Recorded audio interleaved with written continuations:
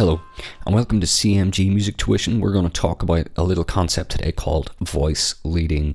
Now, what voice leading is going to help you do is you're going to be able to make the minimal movement for the maximum effect. You're going to see the mechanics of harmony with very little effort, and you're going to be a better all-rounded musician. So let's go to the next page, and you're going to ask yourself a question here. Why do I need music theory? I hear this a lot. Well, the simple answer is you don't, and you can get by without it and you'll be okay. But let's look a little deeper and ask ourselves quite seriously, why do I need theory? And let's ask ourselves a couple of questions, maybe that'll answer it.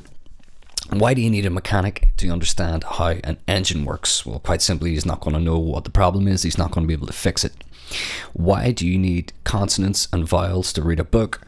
Well, you're going to be constantly filling in the blanks, and maybe the blanks you're filling in aren't really correct or true. And why do you need the triggers on a games controller? I know a lot of people are going to understand that. Well, you're not going to be able to play the game, are you?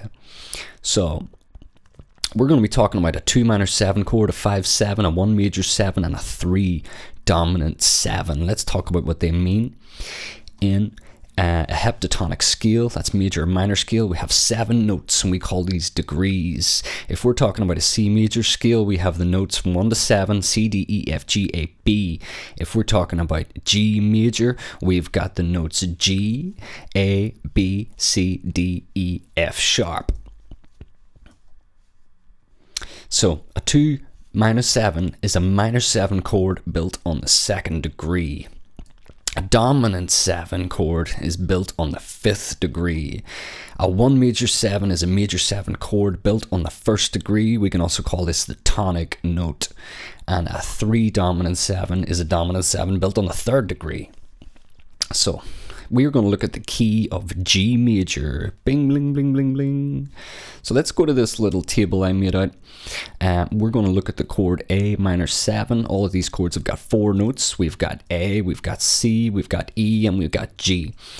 We're going to draw a line. We're going to go to our next. I recommend you write it out like this. We got D dominant 7, we've got D, we got F sharp, we got A, and we've got C.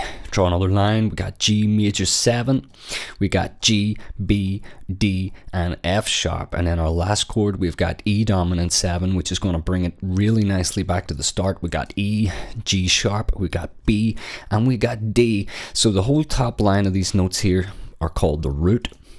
Then we've got the 3rd, we've got the 5th, and we've got the 7th. So with this concept of voice leading, we want to make the minimal amount of movement in order to get to the next chord. So you can see the A minor 7 there has an A and a C, and the D minor 7 has an A and a C, so they don't have to change.